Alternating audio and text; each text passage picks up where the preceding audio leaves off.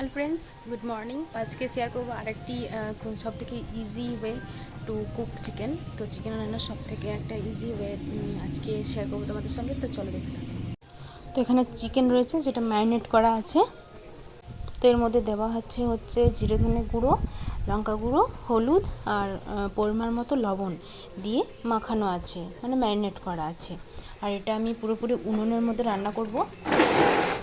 তো এখন তেলের মধ্যে খুবই কম পরিমাণ তেল দিয়ে রান্না করব। তেলের মধ্যে দেওয়া হচ্ছে পেঁয়াজ।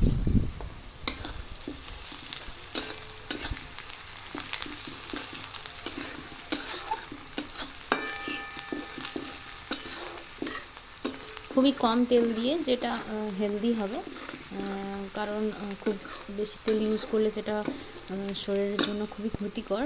তো আমি এখানে খুবই কম পরিমাণ অয়েল ইউজ করব। এবার আমি এর মধ্যে দিয়ে দেবো হচ্ছে আদা রসুন যেটা বাটা আছে।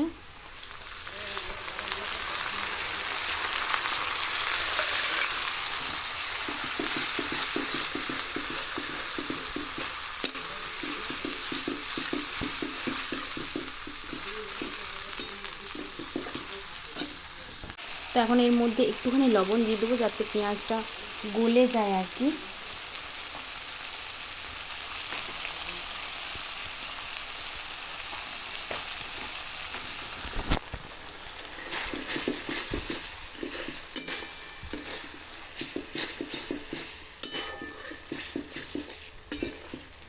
আদা রসুনটা সুন্দর গন্ধ ছেড়ে দিয়েছে। গন্ধটা আর একটু ছাড়ুক, তারপর আমি চিকেনটা এর মধ্যে দিয়ে দেবো।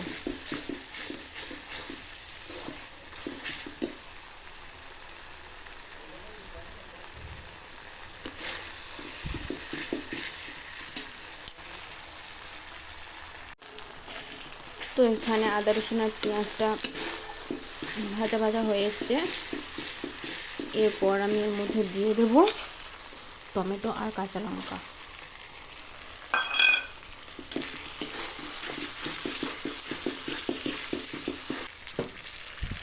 তো এরপর আমি চিকেনটা এখানে দিয়ে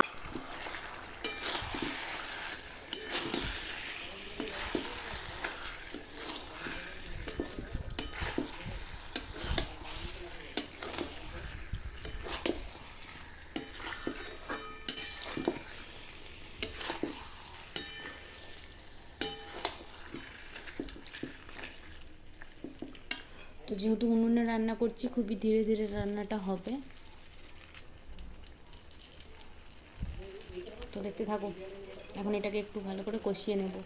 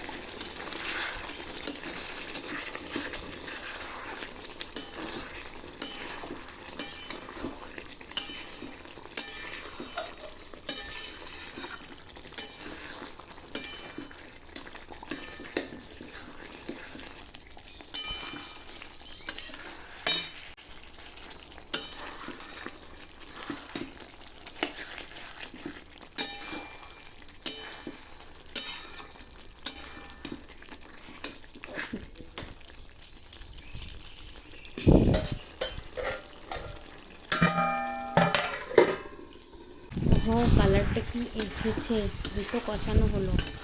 এবার জল দেবো ঝোলের জন্য। তো কতটা কম পরিমাণে তেল দিয়েছি দেখেইছো, আর কত কম আর কি ঝামেলার মধ্যে একদম ইজি টু কুক একটা রেসিপি। সেটা দেখতে এতটা সুন্দর হয়েছে আর খেতেও খুবই সুন্দর হবে। তো বাকিটা দেখতে থাকো জল দেওয়ার পর কেমন হয়। এটার স্পেশালিটি হচ্ছে এটাই যে এটা খুবই কম পরিমাণ তেলে রান্না হয় আর খুবই ইজি ওয়েতে।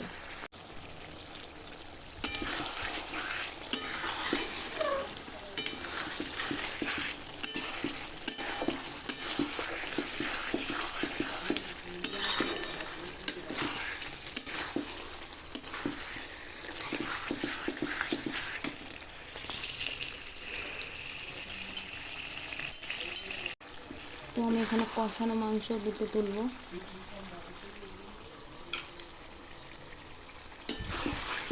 আর বাকিটা রান্না হয়ে গেছে, তো আমি জল ঢেলে দেবো এবার।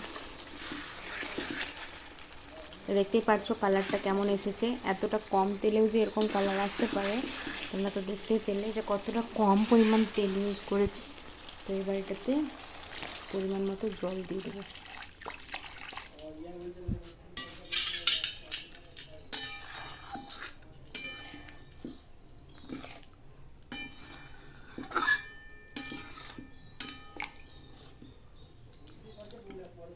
তো চলো এটা সেদ্ধ হতে থাকুক।